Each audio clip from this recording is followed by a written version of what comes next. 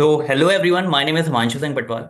आज बेसिकली हम क्लास 12 का मैनेजमेंट का पोर्शन कवर करने वाले हैं। ठीक है। मैनेजमेंट हालांकि हमने ऑलरेडी करा है, तो पहला चैप्टर आपका ऑलमोस्ट ओवर हो गया है। ठीक है। Now what we are doing, उसमें एक पार्ट रह गया आपका कोऑर्डिनेशन का, उसके बारे में हम चर्चा करने वाले हैं अभी। ठीक है। तो कोऑर्डिनेशन के बारे में अभी तक मैनेजमेंट में हमने सारी चीजें देख ली, क्या मैनेजमेंट है, मैनेजमेंट का इंपॉर्टेंस क्या है, whatever it is, right. And we also have seen the function, different function of the management. Now we are going through the coordination part as well, right, कि exactly coordination होता क्या है। ठीक है। So I'll share my whiteboard to you, right? So then we will discuss about it, right? Just be there. Okay. So हम बात करने वाले हैं मैनेजमेंट की, राइट। हम बात करने वाले हैं किसकी? मैनेजमेंट की। अब देखो, ध्यान से सुनना। मैनेजमेंट के बारे में हम चर्चा करने वाले हैं, तो ध्यान से थोड़ा बैकग्राउंड सुन लो पहले। देखो, अभी तक हमने देखा था कि भाई, जब भी आप बिजनेस कर रहे हो, ठीक है, whenever you are doing a business, ठीक है, तो हमने देखा इस बिजनेस में सबसे मेन रोल किसका होता है? मैनेजमेंट का, जो इसकी सारी चीजें चला रहे हैं। ठीक है। मैनेजमेंट में कुछ लोग होंगे, कुछ peoples are there, right, some people are there at the different level. अब यहाँ पे हमने इसके बाद इस फंक्शन देखे थे। इसके फंक्शन का मतलब क्या हुआ? जिसमें लेवल आ गया इनका, जैसे टॉप में कोई बैठा है, मिडल में कोई बैठा है, या फिर सुपरवाइजरी लेवल पे या ऑपरेशन लेवल पे कोई बैठा है, राइट। ये कोऑर्डिनेट कर रहे हैं, ये सारी चीजें कर रहे हैं अकॉर्डिंगली, ये डिफरेंट डिफरेंट देख लिया। अब देखो, जब ऑर्गेनाइजेशन की आप बात करते हो, when you are discussing the business, when you are discussing the organisation, तो ऑर्गेनाइजेशन बहुत बड़ी है, राइट। इफ यू सी, अगर हम बात करें यहाँ पे एक बिजनेस की बात करते हैं, ठीक है, तो बिजनेस क्या फ्लो होता है बिजनेस का? ठीक है, मान लो मैं मैन्युफैक्चरर हूँ, ठीक है, मैं वॉच बनाता हूँ, ठीक है जी। अब वॉच के मैन्युफैक्चर में मैं क्या करता हूँ? पहले मैं आरएम खरीदता हूँ, रॉ मेटेरियल खरीदता हूँ, ठीक है। रॉ मेटेरियल खरीदने के बाद इसकी मैंने प्रोडक्शन करी फैक्ट्री में लाके, ठीक है। प्रोडक्शन करने के बाद क्या करा? प्रोडक्शन के बाद जब प्रोडक्ट तैयार हो गया, इसके बाद मैं इसे सेल करूंगा। ये मोटे मोटे तौर पे इसके बीच में और भी डिफरेंट डिफरेंट प्रोसेसेस होते हैं, ठीक है। तो मैंने रॉ मटेरियल यहाँ से परचेज करा, इसकी प्रोडक्शन करी, इसकी सेल करी। सेल से पहले मार्केटिंग आता है, काफी सारी चीजें आती है, तो मैं मोटे मोटे तौर पे बता रहा हूँ ये चीजें। अब इन डिफरेंट डिफरेंट, अगर मैं बात करूं आरएम को परचेज करने में, प्रोडक्शन का जो मैनेज करता है वो मैनेजर हो गया, या सेल्स का मैनेजर हो गया, ये डिफरेंट डिफरेंट लोग हैं, राइट। सेल्स के बाद एक सपोर्ट का भी सर्विसेज आ जाता है आपका, ठीक है। तो ये डिफरेंट डिफरेंट लोग हैं, डिफरेंट डिफरेंट अलाइनमेंट है, डिफरेंट इंडिविजुअल है, राइट। ऐसा तो है नहीं सारे एक ही पर्पज से ऑर्गेनाइजेशन को ज्वाइन कर रहे हैं, ठीक है। कुछ ज्वाइन कर रहे हैं यार थोड़े टाइम तक करनी है, उसके बाद छोड़ देनी है, ठीक है, एक्सपीरियंस लेने के बाद। कुछ ज्वाइन कर रहे हैं for a long term perspective, कुछ ज्वाइन कर रहे हैं कि उन्हें पोजीशन अच्छी मिल रही है। सबका डिफरेंट डिफरेंट रोल है ऑर्गेनाइजेशन को ज्वाइन करने का, राइट। बट यहाँ पे डिफरेंट इंडिविजुअल है, डिफरेंट, इनका बैकग्राउंड भी डिफरेंट है, राइट। एजुकेशन इनकी डिफरेंस रही होगी, right. More of less same रही होगी, बट हाँ, इनका जो अपब्रिंगिंग है, इनका जो बैकग्राउंड है, इज टोटली डिफरेंट, राइट। तो कोऑर्डिनेशन वर्क क्या करता है? जैसे नाम सजेस्ट कर रहा है भाई, कोऑर्डिनेट करना। Are you getting my point? कि जो भी आप वर्क कर रहे हो, फॉर एग्जांपल ये different different level of management अगर है आपके, टॉप लेवल, मिडिल लेवल और ये सुपरवाइजरी लेवल, तो इनके आपस में कोऑर्डिनेशन होना चाहिए, राइट। उस कोऑर्डिनेशन के प्रोसेस को ये बताया जा रहा है। ये कोऑर्डिनेशन मैनेजमेंट के भीतर आना ही था, ऑब्वियस सी बात है, जब आप इतने लोगों के साथ, whenever the peoples are involve, right. किसी भी प्रोसेस में, आप बिजनेस में बात कर लो, आप किसी भी चीज में जब ज्यादा लोग इन्वॉल्व हो जाते हैं, तो कोऑर्डिनेशन की जरूरत ऑटोमेटिकली हो जाती है, राइट। क्योंकि डिफरेंट इंडिविजुअल है, प्रोस्पेक्ट डिफरेंट होता है सबका, राइट। सबकी अंडरस्टैंडिंग डिफरेंट है चीजों को लेकर। आप कुछ बता रहे हो, उसका वो कैसे ले रहा है, उस चीज को अंडरस्टैंड कैसे कर रहा है, वो डिफरेंट है, राइट। तो you need a coordination for the same, okay. जब आपके बीच ये चीज एक रहेगी कि भाई कोऑर्डिनेट करना है, ठीक है, कोऑर्डिनेट मतलब एक दूसरे डिपार्टमेंट से, इवन विद इन डिपार्टमेंट जो लोग हैं, राइट। जैसे एक टीम लीड है डिपार्टमेंट में, उसके कुछ एम्प्लॉयज होंगे, उसके कुछ एग्जीक्यूटिव्स होंगे, उनके साथ कोऑर्डिनेशन लगे। टीम लीड का मैनेजर के साथ कोऑर्डिनेशन लगेगा। ये मैनेजर हो गया, इसका जो जनरल मैनेजर है उसके साथ, इस जनरल मैनेजर का वीपी के साथ होगा, वीपी का डायरेक्टली जो सीईओ होगा, जो भी इसका रिपोर्टिंग होगा, उसको ही कर रहा है, ठीक ठीक है। तो इनके बीच कोऑर्डिनेशन अलाइन करना बहुत ज्यादा इंपॉर्टेंट पार्ट प्ले करता है। Are you getting my point? अब यहां पे ध्यान से सुनना, दो वर्ड सुनोगे आप जब भी आप इसको ऐसी चीजें करोगे, तो आपको दो वर्ड ध्यान में आएंगे। एक होता है कोऑपरेशन, ठीक है, एक होता है कोऑपरेशन, और एक वर्ड होता है कोऑर्डिनेशन, राइट। तो कोऑर्डिनेशन की हम यहां बात कर रहे हैं। कोऑपरेशन का मतलब क्या हुआ? कोऑपरेशन का मतलब हुआ आप वॉलेंटरली, ठीक है, वॉलेंटरली साथ में मिलके, मान लो आपका फ्रेंड सेट है, फ्रेंड सर्कल है, ठीक है, आपका फ्रेंड सर्कल बन गया। आप एक दूसरे की हेल्प कर देते हो वहां पे, ठीक है, आप दूसरे की हेल्प कर देते हो, क्यों? क्योंकि आप कोऑपरेट कर रहे हो, right. You are just cooperating with one and other, right. आपके रिलेशन अच्छे हैं, वॉलेंटरली आपको ऐसा लगता है कि हाँ यार, मुझे इसकी हेल्प कर देनी चाहिए, ठीक है। कई बार ऐसा होता है, आप देखोगे टारगेट्स, जब भी टारगेट्स आ जाता है, तो टारगेट्स में क्या रहता है, मान लो एक पर्सन कोई टीम में है, उसका टारगेट पूरा नहीं हो रहा, ठीक है। तो अब इस टारगेट को पूरा करने के लिए दूसरा पर्सन जो उसका फ्रेंड है मे बी टीम में, वो उसकी हेल्प कर रहा है इसको अचीव करने में, right. So what they are doing, they are cooperating, right, they are cooperating, right. But when we are saying coordination, coordination का मतलब क्या हुआ? तो कोऑपरेशन आप बोल सकते हो इसका इंटरनल पार्ट हो गया, ठीक है।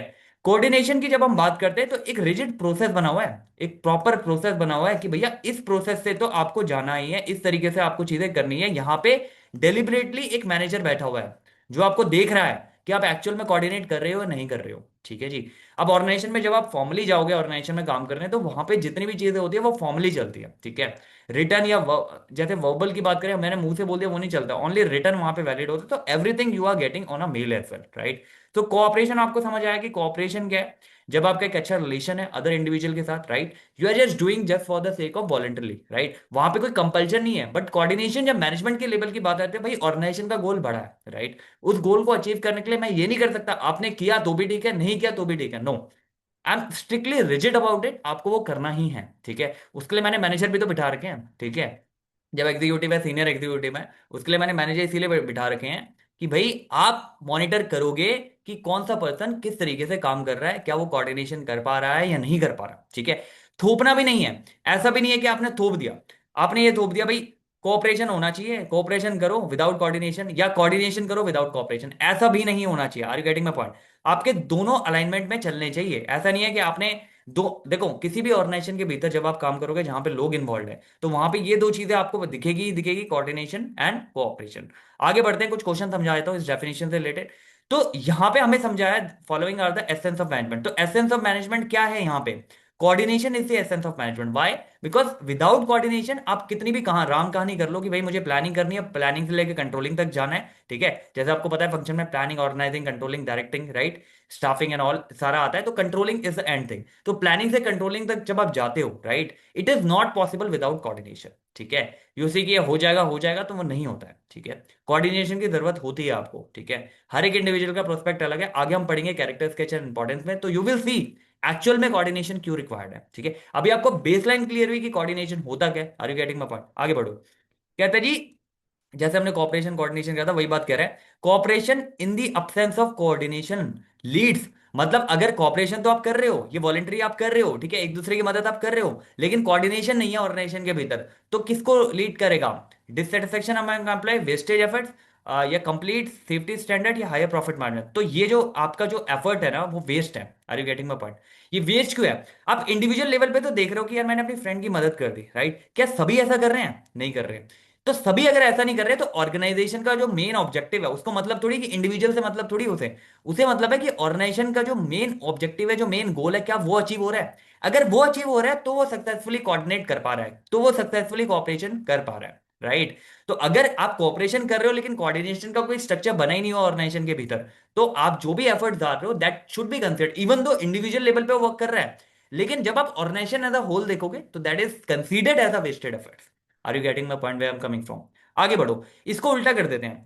अगर कोऑर्डिनेशन है, ठीक है, कोऑर्डिनेशन मतलब जहां मैनेजमेंट ने एक रिजिड फॉर्म बना दी कि भाई ये डेलिबरेटली फॉलो करना है, मैनेजर बिठा दिया उसके लिए, ठीक है, लेकिन कोऑपरेशन ही नहीं है आपस में टीम में, ठीक है, कोऑपरेशन ही नहीं है आपस में टीम में। तो कोऑर्डिनेशन है इस वजह से करना तो पड़ेगा काम, लेकिन कोऑपरेशन है ही नहीं टीम के भीतर, तो इस वजह से क्या होगा? डिससेटिस्फाई रहेंगे एम्प्लॉय। क्यों? क्योंकि वो जॉब कर रहे हैं तो उन्हें करना तो है वो काम, लेकिन कोऑपरेशन ना होने की वजह से वो करना चाहते नहीं है, उन्हें करना पड़ रहा है। Are you getting my point? तो जब भी whenever you are discussing organization as a whole, right, so you can't only, for example, you can't only rely on the cooperation part, and you can't only rely on the coordination part. So ये दोनों parallelly काम करेंगे। अगर coordination है organisation के भीतर तो corporation भी होना चाहिए, कॉपरेशन है तो कोऑर्डिनेशन ऑटोमेटिकली होगा ऑर्गेनाइजेशन के भीतर, राइट। तो ये चीजें एक भी एब्सेंस हो जाएगा तो एक में आप देख रहे हो वेस्टेड एफर्ट्स जा रहे हैं, एक में आप देख रहे हो एम्प्लॉय डिससेटिस्फाइड में, ठीक है जी। सेटिस्फेक्शन ऑफ एम्प्लॉय बहुत जरूरी है if you want to grow as a organization, ठीक है। आगे बढ़ो। कहता जी कोऑर्डिनेशन की बात कर रहा है। कहता coordination is the responsibility of which level of management? भाई किस लेवल की रिस्पॉन्सिबिलिटी है? क्या टॉप की रिस्पॉन्सिबिलिटी है, क्या मिडल की रिस्पॉन्सिबिलिटी है, या ऑपरेशन? भाई मैंने अभी बात करी आपको, इसमें ऑर्गेनाइजेशन के भीतर डिफरेंट डिफरेंट लेवल आते हैं। अब इसमें टॉप भी आता है, इसमें मिडल भी आता है, इसमें आपका लोअर भी आता है, या सुपरवाइजरी लेवल भी आता है। तो क्या एक किसी एक के कोऑर्डिनेशन करने से काम हो जाएगा क्या? नहीं, आपको सबकी रिक्वायरमेंट है, जितने भी मैनेजर हैं, जितने भी लेवल पे मैनेजर बैठे हुए हैं, उन सबका रिक्वायरमेंट है कोऑर्डिनेशन, तभी वो काम जो ऑर्गेनाइजेशन का ओवरऑल गोल है वो अचीव होगा। Are you getting my point? आगे बढ़ो। Which character sketch ensure that the performance happen according to the plan schedule. मतलब जो भी आपने प्लान शेड्यूल करा है, तो यहां पे जब मैं बात कर रहा था कोऑर्डिनेशन की, तो कोऑर्डिनेशन कर क्या रहा है भाई, मैंने ऑर्गेनाइजेशन के लिए एक प्लान करा है। मान लो मेरा टारगेट है इस टाइम मेरी सेल्स जो है इतनी इंक्रीज होनी चाहिए, पर्टिकुलर नंबर दे दिया मैंने, ठीक है। अब टॉप लेवल ने तो पॉलिसी बना दी, ठीक है। मिडल क्या कर रहा है, उसके लिए जो भी रिसोर्स चाहिए उसको कर रहा है। सुपरवाइजरी लेवल क्या कर रहा है, उसको एक्चुअल में वर्कर के साथ मिलकर वो काम करवा रहा है, राइट। जब तक इनके बीच में कोऑर्डिनेशन नहीं होगा, तब तक कैसे आप कर लोगे इसको अचीव, राइट। एंड गोल क्या है भाई, ये टारगेट जो दे रखा है ऊपर से, इसको अचीव करना है। Are you getting my point, जो कि टॉप लेवल की तरफ से आया है। अब ये वही ये बोल रहा है, which character ensure the performance happen according to the plan schedule. भाई प्लान ये क्या है, अब इसके हिसाब से होनी चाहिए, तो कौन सा, all pervasive, continuous, integrate group efforts या रिस्ट्रिक्टेड। तो you need to integrate the group efforts. Are you getting my point, how you are going to integrate it, through coordination. Are you getting my point. तो coordination in short clear हुआ, होता क्या है, are you getting, कि भाई इतने सारे लोग इन्वॉल्व है, तो कोऑर्डिनेशन की जरूरत तो अपने आप ही हो जाएगी ना। इंडिविजुअल है, हर किसी का दिमाग अलग चल रहा है, बैकग्राउंड अलग है, सारी चीजें अलग है। तो कोऑर्डिनेशन की जरूरत यहाँ पे आपको हो रही है। Are you getting. अब हम थोड़े से इसके कैरेक्टर्स के देख लेते हैं, जो कि रिलेटेड टू दिस होंगे, जो हमने ऑलरेडी करा है, ठीक है। आगे बढ़ते हैं। आओ जी इसके इंपॉर्टेंस पे, ठीक है जी।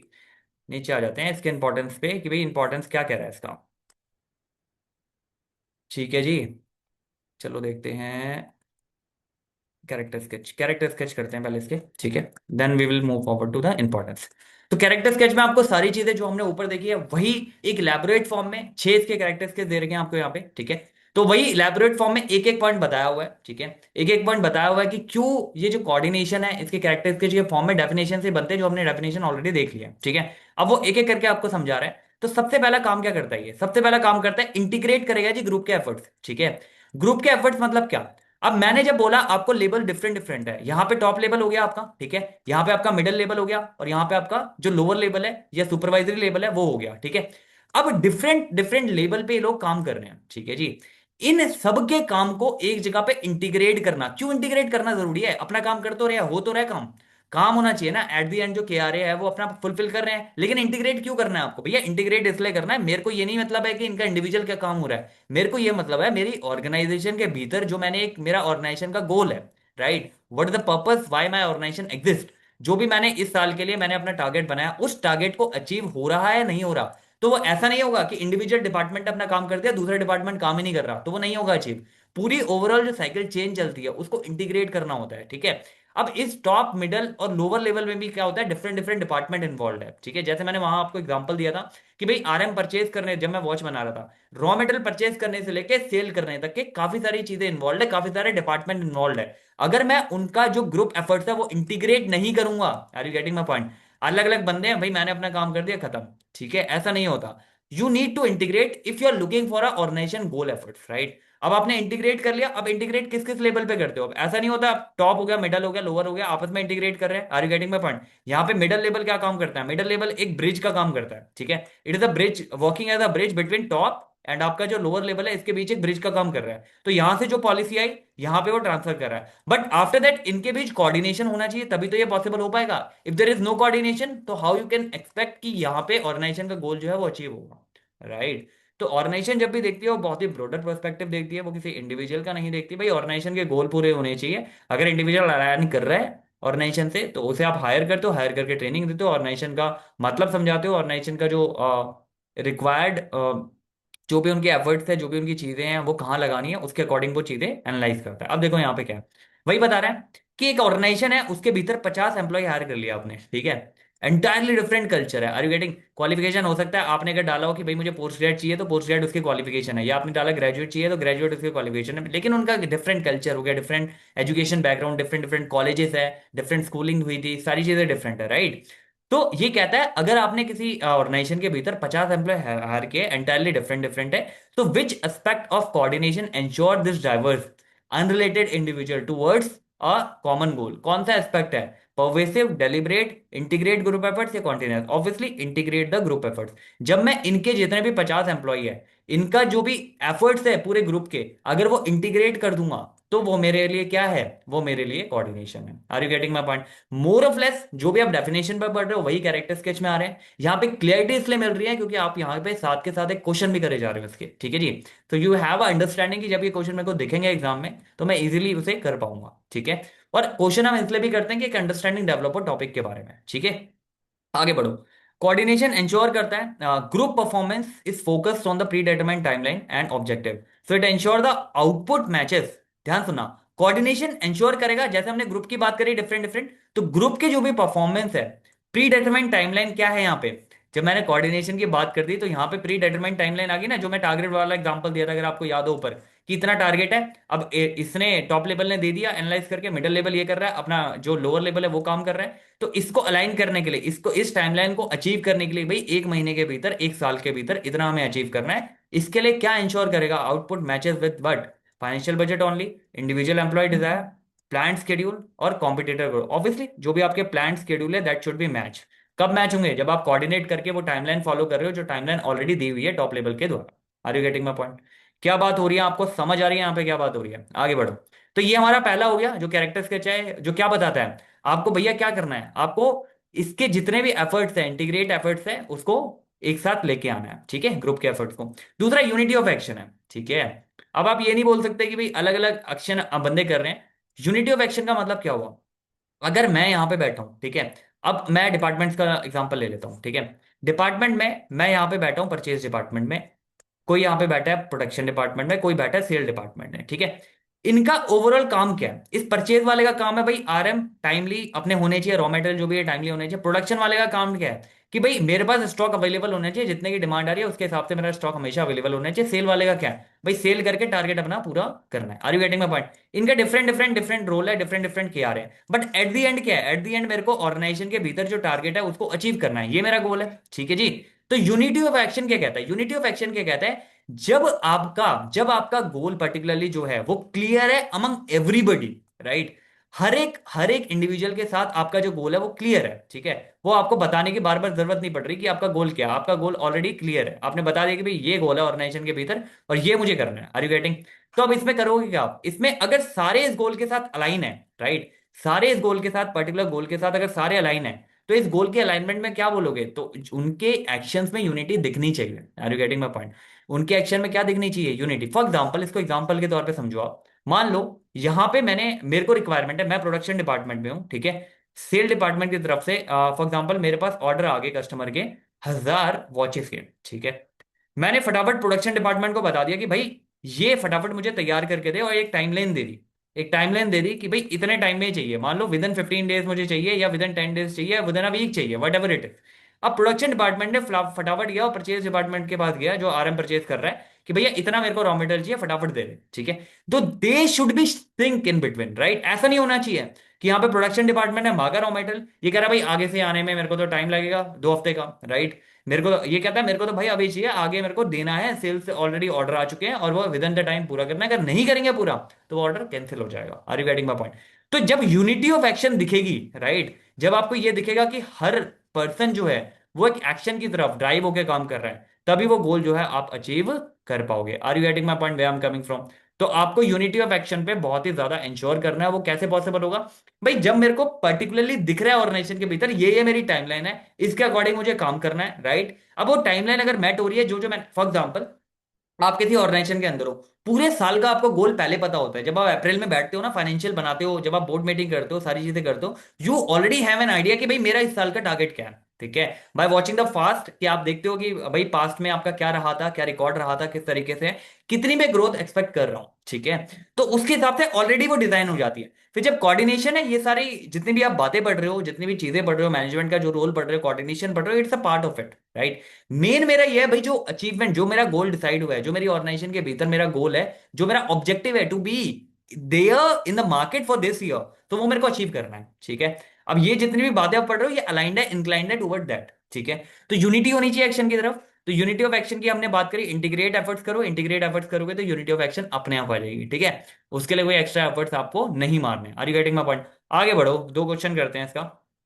कहता है जी प्रोडक्शन मैनेजर है, ठीक है, want slow down manufacturing to maintain high quality. कहता इसका ये कहना है कि स्लो डाउन कर देते हैं मैन्युफैक्चरिंग को, क्योंकि भैया क्वालिटी ढंग की नहीं निकल रही, क्वालिटी थोड़ी हाई करनी है मुझे। While the sales manager want accelerate shipping to clear the order urgently. यही मैंने बताया था वहां पे कि भाई अब सेल्स डिपार्टमेंट ना, उसको ये पता है कि भाई मेरा ऑर्डर इतना आ गया आगे से, अब इस ऑर्डर को मेरे को जल्दी देना है। अब उसके लिए प्रोडक्शन डिपार्टमेंट जब तक उसको बना के नहीं देगा तो वो कैसे उसको अलाइन करेगा, नहीं कर पाएगा। तो इसके लिए दोनों का ही सिंक आपस में जरूरी है, जो भी टाइमलाइन है वो मैच होनी चाहिए, ठीक है। Coordination step into act as a binding force, obviously इन दोनों को बाइंड करेगा, कोऑर्डिनेट करेगा। This feature highlight here what, तो कॉन्टिन्यूस प्रोसेस को हाईलाइट कर रहा है, responsibility of all manager, ensure unity of action या all pervasive, obviously ensure unity of action. आपका जो एक्शन है, आपका जो एक्शन जो भी ले रहे हैं, चाहे वो प्रोडक्शन डिपार्टमेंट की बात हो, चाहे वो सेल्स डिपार्टमेंट की बात हो, वो एक एक्शन की तरफ होना चाहिए, वो ऑर्गेनाइजेशन के ऑब्जेक्टिव के भीतर होना चाहिए। तो यहाँ पे जब यूनिटी ऑफ एक्शन होगी तभी आप उसको अचीव कर पाओगे। एक कुछ कह रहा है, दूसरा कुछ कह रहा है, ऑब्वियसली बात है, ये मेल मेल खेलते रहते हैं ऑर्गेनाइजेशन के भीतर, लेकिन यहाँ पे कोऑर्डिनेशन क्या करेगा, इसको स्टैब्लिश करेगा, एक ब्रिज करेगा, इनके बीच में जो गैप है उसको ब्रिज करके देन अकॉर्डिंगली वो अचीव करता है, ठीक है जी। आगे बढ़ो। The primary objective of unity of action as the characteristic of coordination, ये है जो हमने अभी पढ़ा। यूनिटी ऑफ एक्शन क्या कहते हैं, to reduce the total workforce size, क्या मुझे कम करना है क्या वर्कफोर्स साइज, इसलिए कर रहा हूं मैं unity of action. To eliminate the conflict between the department, कि भाई डिपार्टमेंट के भीतर कोई कंफ्लिक्ट नहीं होना चाहिए, उसको एलिमिनेट करने के लिए मेरे को इसकी कोऑर्डिनेशन की जरूरत होती है। To increase the top layer, to complete the employ training, no, to eliminate the conflict between the department. I don't want there is a conflict, there shouldn't be a conflict in the organization when I am doing a business, okay. As a businessman मैं ये सारी चीजें ऊपर से देख रहा हूँ, ठीक है जी। आगे बढ़ते हैं। तो पहला आपने देख लिया, इसका कैरेक्टर स्केच इंटीग्रेट करेगा, दूसरा एक्शन में यूनिटी होनी चाहिए, ठीक है। तीसरा कहता है जी कॉन्टिन्यूस प्रोसेस है, क्या मैंने एक बार में कर दिया हो गया क्या, ये प्रोसेस है कॉन्टिन्यूस, मतलब ये चलता रहेगा। ऐसा नहीं है कि एक बार आपने कर दिया खत्म। अब जैसे टॉप है या मिडल है या आपका लोअर लेवल है, ऐसा नहीं होगा ऑर्गेनाइजेशन के भीतर इन्होंने एक बार ये चीज कर दी और खत्म, नहीं, ये कॉन्टिन्यूस प्रोसेस है। Are you getting my point, this is a continuous process, तो you need to do in a continuous manner, right. एक बार फॉर एग्जाम्पल, अब मैं पूरा उस चार्ट बना के दिखाता हूं आपको। जैसे ये 1 अप्रैल है, ठीक है, और ये आपकी 31 मार्च है, ठीक है। 1 अप्रैल को मेरे पास टारगेट आ गया कि भाई ये टारगेट है पर्टिकुलर जो भी अचीव करना है, ठीक है। और 31 मार्च की जब मैं बात करूं, यहाँ पे मेरे को डिलीवर करके देना है। अब क्या मैं ये देखूंगा कि यहाँ पे टारगेट आ गया है और ये सीधा सीधा यहाँ पे अचीव करना है, नहीं, मैं ये देखूंगा इस टारगेट को मैंने टुकड़ों में बांट दिया है, ठीक है। मैं मंथली मंथली या क्वार्टरली क्वार्टरली जैसा भी मेरा बनता है, जैसे भी मेरी रिव्यू मीटिंग होती है उसके अकॉर्डिंग रहेगा, राइट।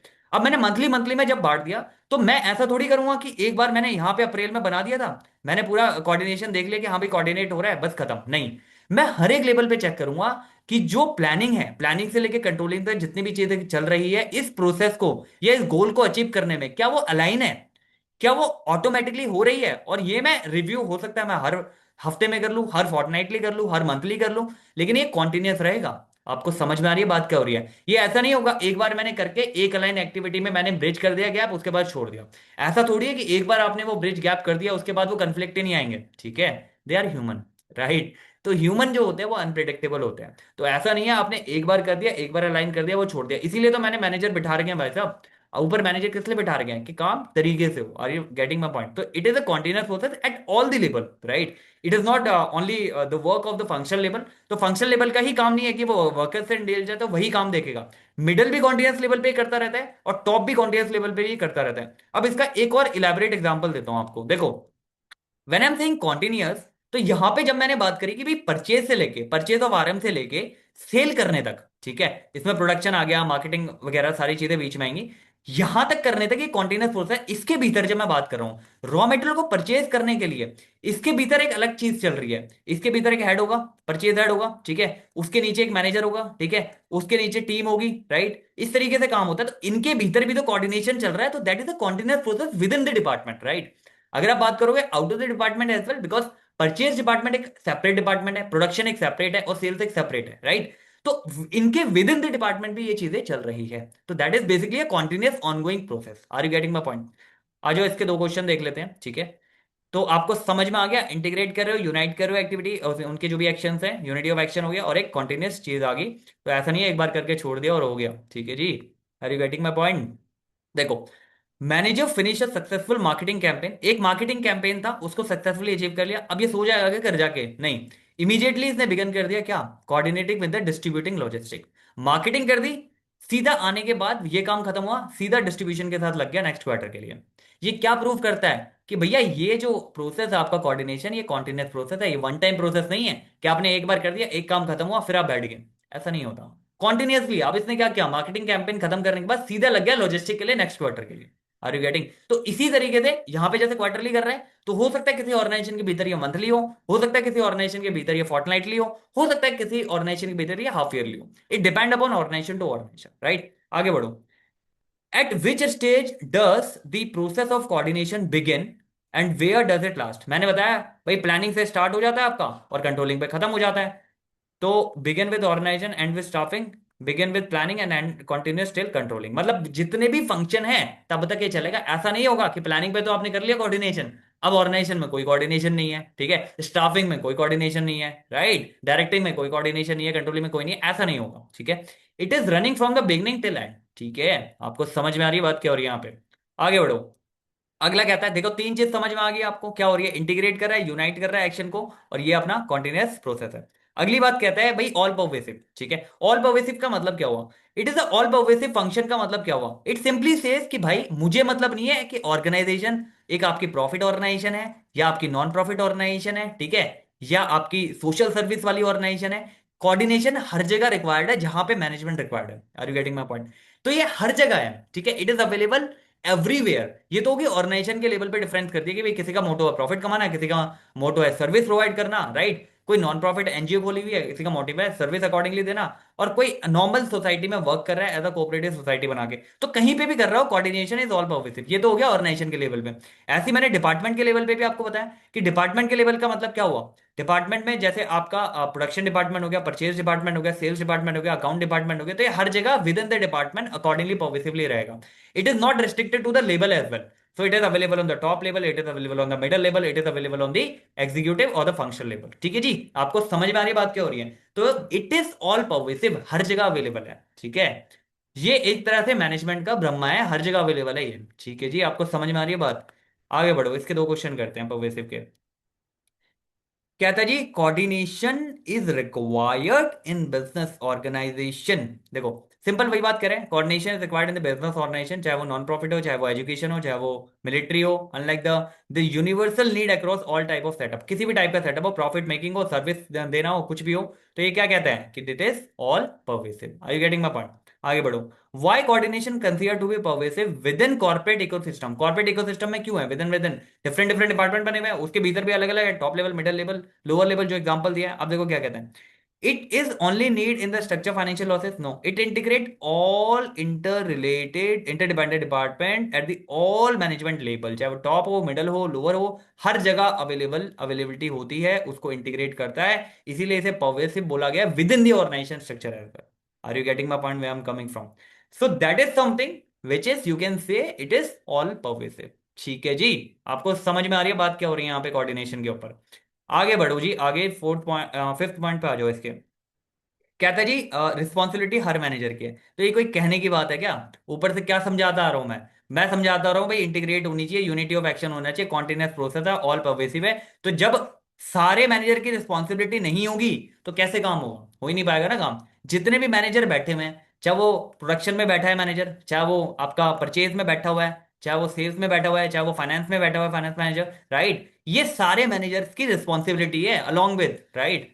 तो सारे मैनेजर की रिस्पॉन्सिबिलिटी है, ऐसा नहीं है प्रोडक्शन वाले ने कर दिया, सेल्स वाला कर रहा है, चलो मुझे क्या करना, मेरी वजह से कंपनी थोड़ी रुक रही है। भाई कंपनी नहीं रुक रही, लेकिन कंपनी का जो ऑब्जेक्टिव है वो अचीव करने में तो डिले कर रहा है। समझ में आ रही है तेरे बात? तू डिले कर रहा है उसके लिए, तो ये रिस्पॉन्सिबिलिटी किसकी रहेगी? हर मैनेजर की, हर लेवल पे। चाहे वो टॉप लेवल पे डिफरेंशिएट कर रहा है, चाहे वो मिडिल लेवल पे कर रहा है, चाहे वो फंक्शनल लेवल पे कर रहा है। फंक्शनल लेवल पे भी फोरमैन जो लेवल है उसके नीचे भी काफी सारे मैनेजर्स आ जाते हैं, राइट। तो उनके लेवल पे भी अगर हम बात करें, ये हर लेवल पे सर्कुलेट कर रहा है, हर लेवल पे रिस्पॉन्सिबिलिटी होती है हर एक मैनेजर की जो इसे फॉलो करे। Are you getting my point? तो it is responsibility for all the managers. Are you getting my point way I am coming from? आगे बढ़ो, दो क्वेश्चन बताते हैं इसके। क्या था जी, ऑपरेशनल सुपरवाइजर है, ठीक है। ऑपरेशनल सुपरवाइजर है, कोऑर्डिनेट करता है डेली टास्क, जो भी फैक्ट्री का फ्लोर है work, while the CEO coordinate करता है macro level of the organisation. तो यहाँ पे दोनों काम कर रहे हैं। जो ऑपरेशनल लेवल पे वो कोऑर्डिनेट कर रहा है daily task with the floor, with the worker जो भी है, और सीईओ कोऑर्डिनेट कर रहा है मैक्रो लेवल ऑर्गेनाइजेशन की पॉलिसी के ऊपर। तो दोनों कर रहे हैं ना। तो this situation include the coordination responsibility of top management only, no, responsibility of all manager, whether you are in top, whether you are in middle, whether you are in lower, right. तो ये तीन हो गए। उसके बाद with level of management responsible for linking the strategic, मतलब जो top management का काम हो गया top level, with the lower level. Obviously middle level ये काम करता है, तो टॉप की जो भी पॉलिसी है उसको लोअर तक पहुंचाने में जो काम करता है वो मिडिल लेवल करता है, राइट। यहां से पॉलिसी समझी, उसके बाद यहां समझाई, ये काम है इसका। Are you getting my point, way I am coming from? आगे बढ़ो। अगला पॉइंट है इसका, लास्ट पॉइंट है, ठीक है। तो अभी तक आपको समझ आई बात क्या हो रही है? इंटीग्रेट करेगा, ठीक है, यूनिटी ऑफ एक्शन लेके आएगा, कॉन्टिन्यूस प्रोसेस है, ऑल परवेसिव है, रिस्पॉन्सिबिलिटी सारे मैनेजर्स की है, ठीक है। ये पॉइंट्स याद कर लो, बाकी एग्जांपल तो आप लिख ही दोगे। बाकी डेलिब्रेट फंक्शन है ये। डेलिब्रेट का मतलब क्या हुआ भाई, करना ही करना है, कोई ऑप्शन नहीं है, इट इज नॉट ऑप्शनल। आपको समझ में आ रही है बात, ये ऑप्शनल नहीं है, ये करना ही करना है, ये कोऑपरेशन नहीं है, राइट। कोऑपरेशन में क्या होता है, वॉलेंटरी आप मदद कर रहे हो ना अपने जो भी फेलो है, जो भी आपका यू कैन से जो भी आपका कलीग है, राइट, कोऑपरेशन में। ये कोऑर्डिनेशन है, यहाँ पे टाइमलाइन है उसे मेट करनी है। Are you getting my point? It is not only the responsibility of the worker to work on a schedule time. ये मैनेजर किस लिए बिठा रखे हैं मैंने यहाँ पे, राइट। इनको जो मैं सैलरी दे रहा हूँ मोटी मोटी, ये किस लिए दे रहा हूँ? ये इसलिए दे रहा हूँ भाई, इनका काम है, ये इनका काम है ये देखना कि भाई इनकी टीम जो है प्रॉपरली जो टाइमलाइन दी है उसमें उसको मेट कर रही है या नहीं कर रही है। Are you getting my point? अगर वो मेट कर रही है तो ऑब्वियस ही बात है, दैट इज बेसिकली, उनको भी तो ऊपर से पूछा जाएगा ना, ये मैनेजर है, इसको भी तो टॉप लेवल से पूछा जाएगा ना, भाई तेरे को मैंने बिठा रखा है, तेरे को किस लिए बिठा रखा है? तेरे को बस पंच इन पंच आउट करने के लिए थोड़ी बिठा रखा है, तेरे को इसलिए बिठा रखा है जो ये काम है टीम का, जो डेलिबरेटली काम है, जो कि ऑर्गेनाइजेशन की टाइमलाइन सेट है कि भाई इतने टाइमलाइन में आपको ये काम कंप्लीट करना है, तो वो आपको करवाना है। Are you getting my point? तो इसमें जब हम बात करते हैं, फॉर एग्जांपल, अगर हम यहाँ पे एक छोटा सा एग्जांपल लूं मैं आपको, मान लो टॉप लेवल की तरफ से एक मेरे पास टारगेट आ गया, ठीक है, कि भैया मेरे को ना इस बार अपनी सेल जो है 20% से बढ़ानी है, ठीक है। 20% भी नहीं, स्पेसिफिक नंबर ले लेते हैं, ठीक है। मेरे को अपनी सेल जो है 2 लाख से बढ़ानी है इन यूनिट्स, यूनिट्स की बात हो रही है, ठीक है।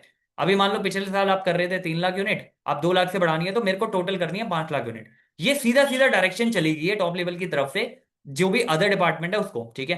अब टॉप लेवल की मीटिंग हुई किसके साथ, मिडल वाले के साथ, उसने उसको बता दिया कि भैया ये कहानी है, ठीक है जी, ये कहानी है, तेरे को ये करनी है। अब मिडल को समझ में आ गई, मिडल लेवल लोअर लेवल के साथ मीटिंग करेगा, और मीटिंग करके वो उससे डिलीबरेट कर देगा भाई ये चीजें इस तरीके से होनी है। Are you getting my point? अब इसने टाइमलाइन दे दी, इसने टॉप लेवल ने इसको कुछ टाइमलाइन दी होगी कि भाई ये पूरे साल का टारगेट है, बट मुझे तू मिल 1 महीने बाद, ठीक है, और मुझे बता प्रोग्रेस रिपोर्ट क्या है। ये इसको टाइमलाइन देगा कि भाई मुझे तू मिल करीबन 25 दिन बाद, ठीक है, और ये इसको टाइमलाइन देगा भाई मुझे तू बता 20 दिन की परफॉर्मेंस के अकॉर्डिंग, राइट। क्योंकि इन्हें पता है कुछ ना कुछ तरीके से कुछ ना कुछ डिले हो ही जाता है, तो इसके लिए जो भी इन्हें टाइम ऊपर से मिलता है कर्टेल करके टाइम नीचे बताते हैं, ठीक है। ऐसा ही होता है, जो भी इन्हें टारगेट ऊपर से मिलता है ये थोड़ा बढ़ा के बताते हैं। For example with in the department की अगर बात करूं, ठीक है, मान लो आपका सेल्स डिपार्टमेंट है, राइट। तो सेल्स डिपार्टमेंट जो है, sales department is very important department in any organization because it drive, right, it drive the salary of all the other department। are you getting my point? तो आपको क्या करना होता है, जैसे मान लो इनका टारगेट आया कुछ, ठीक है, इनकी मैनेजमेंट से बात हुई, ठीक है, मैनेजमेंट का भाई मेरे को ना इतनी अपनी जो है बढ़ानी है। इनके पास मान लो 1000 यूनिट्स का टारगेट आया कि भाई इतनी करनी है, तो ये आगे 1000 नहीं बताएंगे कभी भी, ये 1200 यूनिट बताएंगे अपनी टीम को, ठीक है जी। फिर उसके हिसाब से डिवाइड करेंगे, क्योंकि इन्हें भी पता है जब मैं प्रेशर थोड़ा सा ज्यादा रखूंगा, राइट, तो ऑटोमेटिकली 1000 अचीव होने के चांसेस ज्यादा है ऑटोमेटिकली, राइट। तो ये ऑटोमेटिकली इसने क्या करा, 20% टारगेट ज्यादा बताया, मतलब इसको मिला 1000 का, लेकिन इसने 120 करके बता दिया, ताकि अगर कम भी होता है, राइट, तो भी हम 1000 अचीव कर पाए। आपको समझ में आ रही बात क्या हो रही है? तो ये चीज है, ये इस तरीके से डेलिबरेटली ये दिया जाता है, ठीक है। मैनेजर की रिस्पॉन्सिबिलिटी होती है कि भाई ये तेरे को फॉलो करना है, तेरे को इसलिए बिठा रखा है कि तेरे को ये फॉलो करवाना है। Are you getting my point? So it is a deliberate process, ठीक है जी। आपको समझ में आ रही बात क्या हो रही है? इसके कुछ क्वेश्चंस करते हैं, 2 क्वेश्चन इसके करते हैं, तो थोड़ा सा एक आइडिया लगेगा आपको कि क्या बात हो रही है यहाँ पे, ठीक है। आ जाओ इधर।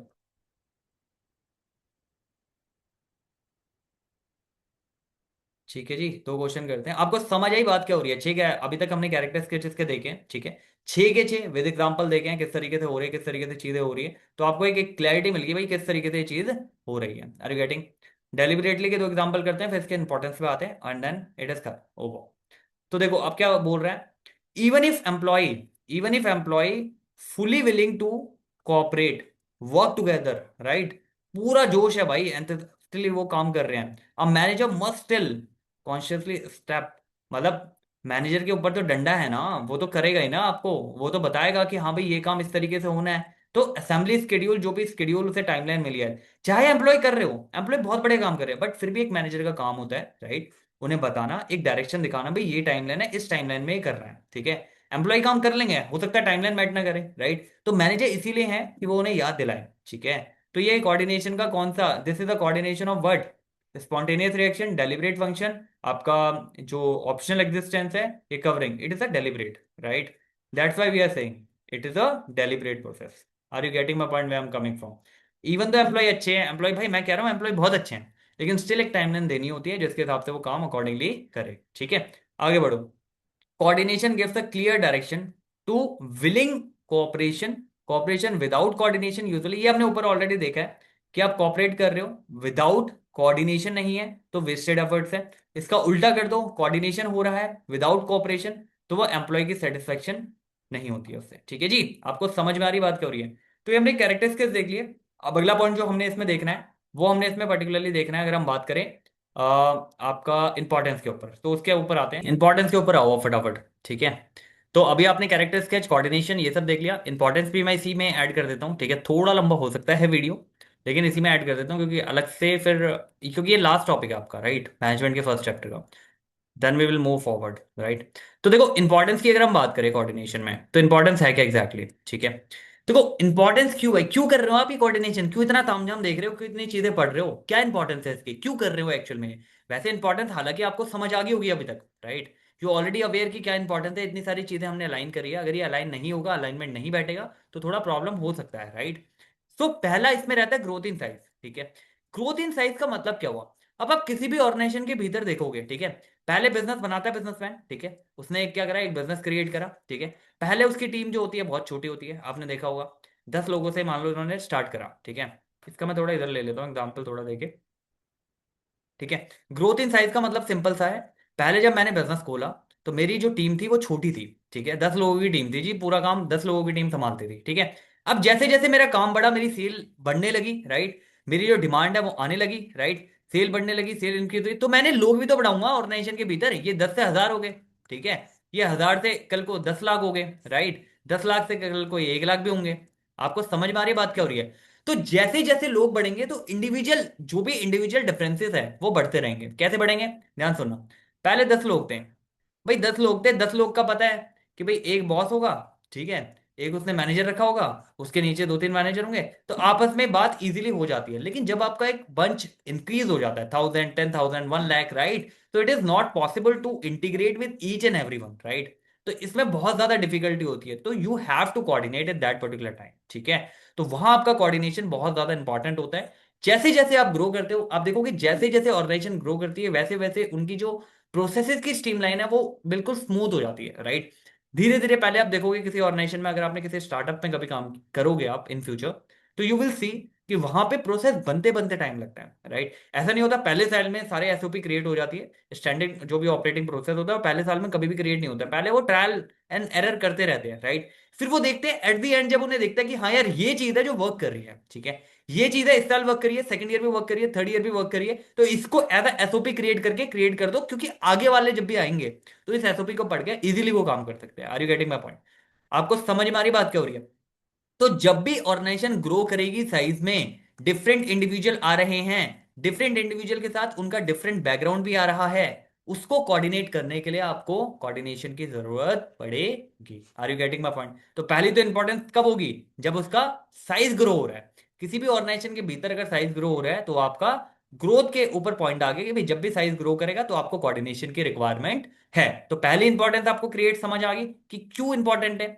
जब भी ग्रो करोगे आप तो आपको कोऑर्डिनेशन की रिक्वायरमेंट है। विदाउट कोऑर्डिनेशन आप ग्रो कर रहे हो तो कोऑर्डिनेशन ही नहीं हो रहा, तो उस ग्रोथ का कोई फायदा नहीं है। सेकंड आओ, सेकंड कहते हैं जी फंक्शनल डिपार्टमेंट। फंक्शनल में मैंने आपको बताया था, रेदर देन कि जो पिरामिड हम फॉलो कर रहे हैं, टॉप मिडल और अपना जो एग्जीक्यूटिव लेवल है, राइट, टॉप हो गया, मिडल हो गया और सुपरवाइजरी लेवल हो गया, ठीक है। इसके अलावा फंक्शनल डिवीजन की बात करें, जैसे ऑर्गेनाइजेशन के भीतर मैं काम कर रहा हूं, ठीक है, यहां पे आपका, जैसे मैंने बार बार मैं एक एग्जांपल आपको बता रहा हूं कि परचेज डिपार्टमेंट अलग है, प्रोडक्शन डिपार्टमेंट अलग है, फाइनेंस डिपार्टमेंट अलग है, आपका सेल्स डिपार्टमेंट अलग है।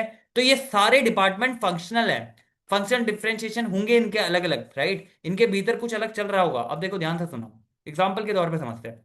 हमने ऊपर भी एक एग्जाम्पल लिया था, मैं यहाँ पे दोबारा एग्जाम्पल ले लेता हूँ। फॉर एग्जाम्पल, एग्जाम्पल के तौर पे देखो, ऑर्गेनाइजेशन का ओवरऑल ऑब्जेक्टिव समझो। ऑर्गेनाइजेशन का ओवरऑल ऑब्जेक्टिव, उसने बोला कि भाई मेरे को सेल इतनी इंक्रीज करनी है या मेरे को प्रॉफिट 20% से इंक्रीज करना है। जो भी मेरा लास्ट ईयर था उसमें 20%, मान लो लास्ट ईयर 100 रुपए था तो इस बार मेरे को 120 करना है। Are you getting my point? ये जो ऑब्जेक्टिव है। अब यहाँ पे क्या, डिफरेंट डिफरेंट डिपार्टमेंट में चीजें बटी हुई है। अब मार्केटिंग कैंपेन, मान लो मार्केटिंग कैंपेन मैं चला रहा हूँ और मार्केटिंग कैंपेन में कुछ ऑफर्स मैं निकालना चाहता हूँ, ठीक है। मैं चाहता हूँ भाई अगर मेरे प्रोडक्ट की कॉस्ट है ₹1,00,000, ठीक है, तो इसको मैं मान लो डिस्काउंट में देना चाहता हूँ फॉर एग्जाम्पल, ठीक है। मैं चाहता हूँ इसको 20%, 50% डिस्काउंट में दे दूं ताकि ये स्टॉक निकल जाए और क्लियरेंस भी हो जाए, साथ के साथ इसमें जो है जंप भी आ जाए सेल में। Are you getting my point? तो लेकिन ये जो डिस्काउंट है that should be approve from whom, the finance department, ठीक है। फाइनेंस डिपार्टमेंट ये अप्रूव करेगा तभी आप ये दे सकते हो, ऐसे नहीं दे सकते। Are you getting my point? तो फाइनेंस डिपार्टमेंट एक बैठा हुआ है, तो ये कहता है जी मैं तो अप्रूव ही नहीं करूंगा, मान लो ये कहता है मैं अप्रूव नहीं करूंगा, या मान लो आपने अगर 50% के लिए कहा तो मैं 50 अप्रूव नहीं करूंगा, मैं 20% अप्रूव कर सकता हूँ। Are you getting my point? आपको समझ में आ रही है बात कर रही है? तो यहाँ पे कोऑर्डिनेशन मिसमैच हो गया, ठीक है जी। यहाँ पे आपस में सिंक ही नहीं है डिपार्टमेंट में, जो भी फंक्शनल डिपार्टमेंट है आपस में सिंक नहीं है, तो कोऑर्डिनेशन यहाँ पे क्या काम करेगा? कोऑर्डिनेशन यहाँ पे दोनों के साथ बैठ के मीटिंग करेगा। मीटिंग करने के बाद कोऑर्डिनेशन से आपको ये पता चलेगा एक्चुअल में अलाइनमेंट कहां बन रही है, ठीक है। ही ऑलवेज, आई मीन कोऑर्डिनेशन का पर्पस ऑलवेज ये रहेगा कि भाई अलाइनमेंट रहे, ताकि अलाइनमेंट, अगर ये इसी चीजों में घुसे रहेंगे कि भाई मैं इतना दूंगा, मैं उतना नहीं दूंगा, मैं उतनी चीजें नहीं करूंगा, राइट, तो इससे क्या होगा? इससे ओवरऑल किसका टाइम बर्बाद हो रहा है? ऑर्गेनाइजेशन का। Are you getting my point? ये तो अपनी सैलरी ले रहे हैं टाइमली, ऑर्गेनाइजेशन का टाइम बर्बाद हो रहा है, ऑर्गेनाइजेशन के रिसोर्स बर्बाद हो रहे हैं, ऑर्गेनाइजेशन के एफर्ट्स जो लगने चाहिए थे वो बर्बाद हो रहे हैं, और ओवरऑल ऑर्गेनाइजेशन की जो प्रोडक्टिविटी है वो हैम्पर कर रही है। एफिशिएंट ही नहीं है ऑर्गेनाइजेशन भाई साहब। एफिशिएंट होने के लिए, एफिशिएंसी एक दिखाने के लिए, उसको कैसे होना है एफिशिएंट एक होने के लिए, ऑर्गेनाइजेशन के भीतर काम टाइमली होना चाहिए, राइट। इफेक्टिवनेस होने के लिए क्या होता है कि आपने काम तो कर दिया, रिसोर्स को हमने देखा ही नहीं। एफिशिएंट मतलब ये होता है आपको रिसोर्स को भी देखना है, उसके साथ साथ अपना काम अकॉर्डिंगली कंप्लीट करना है। Are you getting my point? तो coordination is very important in terms of function. और ऑर्गेनाइजेशन की बात जब हम करते हैं, बिजनेस की जब बात जब हम करते हैं, डिपार्टमेंट उसका इंटरनल पार्ट है भाई साहब। डिपार्टमेंट के बिना बिजनेस थोड़ी चला लोगे अब। अलग अलग डिपार्टमेंट है, अलग अलग एक्सपर्टाइज है आपकी, राइट, उसमें सिंक होना बहुत जरूरी है, ठीक है। Even though when you are starting a new business, तो उसमें भी अगर 10 लोग काम कर रहे हैं तो 10 इंडिविजुअल है भैया, उनका माइंड जो है अलग तरीके से काम कर रहा है, तो उनमें भी कोऑर्डिनेशन की आपको जरूरत पड़ेगी। बट ऑर्गेनाइजेशन जैसे ग्रो करती है, उनके फंक्शनल डिपार्टमेंट ऑटोमेटिकली फॉर्मली बनने लगते हैं, तो वो एक अलग सिनेरियो आ जाता है, ठीक है। तीसरा आता है स्पेशलाइजेशन की वजह से आपको इसकी रिक्वायरमेंट है। स्पेशलाइजेशन होता क्या है? स्पेशलाइजेशन समझो, मान लो, स्पेशलाइजेशन एग्जांपल से समझाता हूं।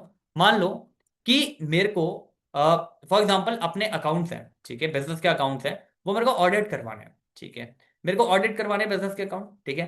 तो ऑडिट में एक क्या होता है, मेरा होता है इंटरनल ऑडिट, ठीक है, और एक होता है मेरा एक्सटर्नल ऑडिट, ठीक है। एक्सटर्नल ऑडिट तो किसी भी कोई भी आपका सीए आप ले लो, कोई भी फॉर्म ले लो उसकी, उसको अपने डॉक्यूमेंट दो, वो वेरीफाई करेगा, साइन करके डॉक्यूमेंट दे देगा। इंटरनल में क्या हो रहा है, मैं इंटरनल अपने खुद चेक कर रहा हूँ, खुद मैं अपनी चेकिंग कर रहा हूँ, राइट। अब इंटरनल में क्या होता है आपके प्रोफेशन में, आपका सीएमए हो सकता है, आपका सीए हो सकता है, आपका सीएस हो सकता है, आपने रखा हुआ है, राइट, जो एक्सपर्टाइज है, ठीक है। ये इंटरनल आपके देख रहे हैं, कोई गलती तो नहीं है, कोई चीज ऐसी तो नहीं है जो गड़बड़ है, राइट। तो इस केस में आप क्या करोगे? इस केस में मान लो ये सारे प्रोफेशनल हैं, ये ऑलरेडी प्रोफेशनल है, राइट। अब इनकी तरफ से इंटरनल का मतलब क्या होता है? इंटरनल जब भी आपकी ऑडिट रिपोर्ट बनती है तो वो डिस्कशन के लिए बनती है, ठीक है। वो कहीं भी ये बताने के लिए नहीं करती कि डिपार्टमेंट ने ये चीज गलत करी है, ठीक है, रेज करने के लिए नहीं बनती। जब भी इंटरनल रिपोर्ट बनती है, ऑडिट रिपोर्ट बनती है, तो वो पहले डिस्कस होती है, राइट। वो पहले डिस्कस होगी डिफरेंट डिफरेंट डिपार्टमेंट से। मान लो प्रोडक्शन में कोई डेफिनेशन आया, राइट, मान लो प्रोडक्शन में इंटरनल रिपोर्ट में ये आया कि भाई आपका जो आउटपुट और इनपुट रेशियो है वो इसमें डिफरेंस ज्यादा क्यों आ रहा है?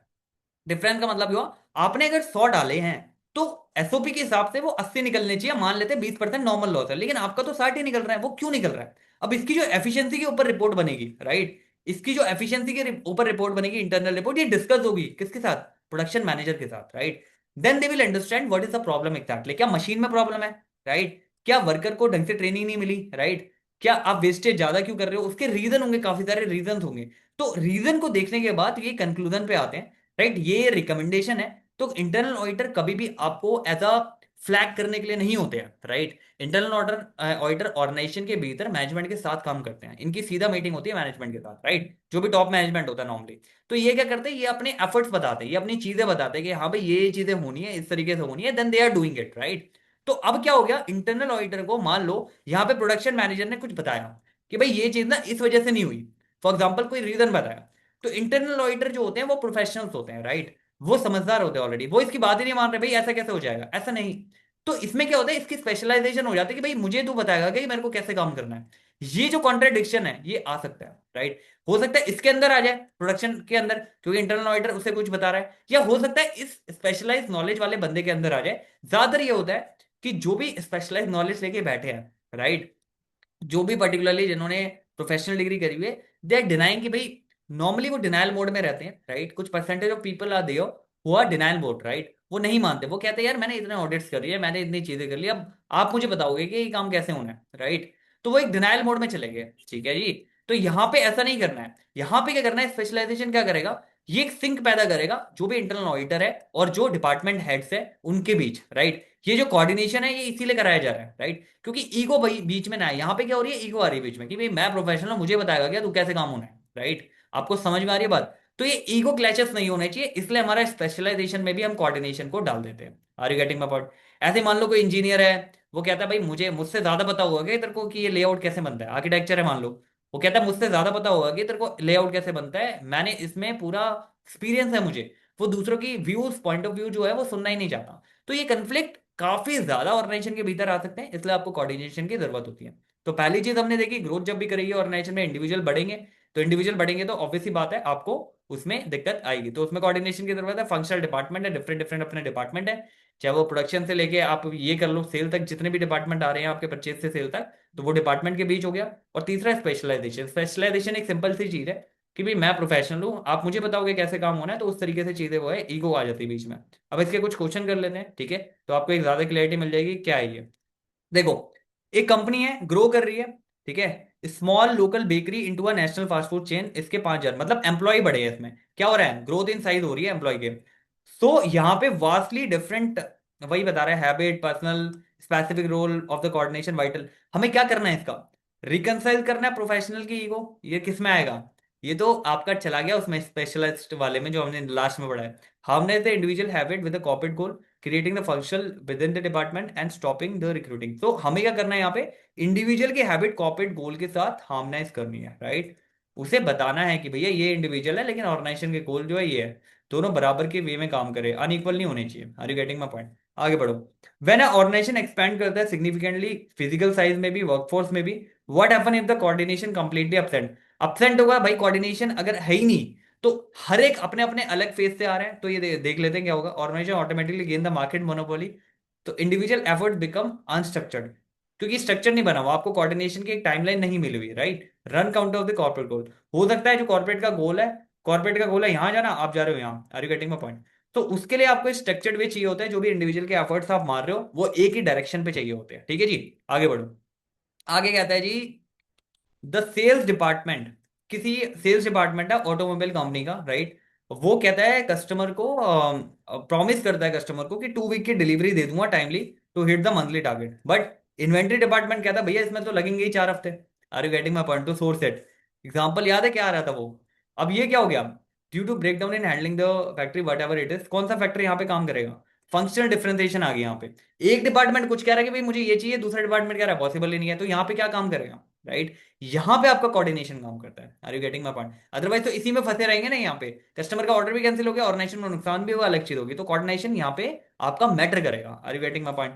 Why does coordination resolve the structured issue by functional department? कैसे सॉल्व करता है, how it is solving it? By combining all department in single room and safe space, by bridging the gap. ये क्या करता है, ब्रिज करता है gap between the separate, जो भी सेपरेट आपके डिविजन होंगे, और मिनिमाइज द रिजिड आइसोलेशन। जैसे यहाँ पे डिपार्टमेंट में कहता है भाई 4 हफ्ते तो लगेंगे लगेंगे, तो यहाँ पे एक आइसोलेशन, यहाँ पे जो भी इनके बीच में गैप आ रहा है थॉट्स में, प्रोसेस में, तो जो भी गैप है उसको ब्रिज करता है ये, ठीक है। आपको समझ में आ रही बात क्या हो रही है? अगला क्या कहता है, अगला कहता है भाई एक सीनियर, सॉरी, एक सॉफ्टवेयर डेवलपर है, फर्म है, सीनियर एआई जो आर्किटेक्चर है, ठीक है, इंसिस्ट करता है आज expensive unlist coding language for the project, ठीक है। कोई कोडिंग लैंग्वेज है, ठीक है, जैसे कि डिफरेंट डिफरेंट आपकी कोडिंग लैंग्वेज होती है, जैसे जावा होगी, पाइथन होगी, तो उसी में इसने एक्सपेंसिव कोडिंग लैंग्वेज को अनरिलीज करने की using an expensive to unrelease the coding whatever it is. But project का मैनेजर कहता है, ऑब्जेक्ट करता है इसको भाई, बिकॉज वो बजट और टाइमलाइन को एक्सीड कर रहा है। तो हमें क्या देखना है, हमें दोनों चीजें देखनी है भाई साहब। हमें ऐसा नहीं कि उसको बस रिलीज कर दो, हमें ये भी देखना है कि हमें कितना आगे से बजट मिला हुआ है, राइट। जो भी रिसोर्स अवेलेबल है उसका कैसे मैक्सिमम यूटिलाइजेशन करें, ये मुझे देखना है। मेरे को एफिशिएंट होना है, मेरे को इफेक्टिव नहीं होना, मेरे को काम खत्म नहीं करना, मेरे को एफिशिएंटली काम खत्म करना है। Are you getting my point? So the AI architecture refused to take the advice, right? Non-programming cannot understand the technical requirement, right? तो ये क्या हुआ यहाँ पे डिफरेंशिएशन स्पेशलाइजेशन का आ गया। तो उसने क्या बोला कि भाई मैं स्पेशलिस्ट हूँ, मेरी बात तू कहाँ से समझेगा, राइट। ये जो भी मैं बातें कर रहा हूँ टेक्निकल टर्म है, तेरे को समझ में नहीं आएंगी ये बातें। Are you getting my point? आगे बढ़ते हैं। Why does high specialization in the modern corporate directly increase the importance of coordination? Why ego clashes and all? Because specialists always prefer to work low salary, because it helps to reconcile the differences point of view, expert point of view over the specialist fellows.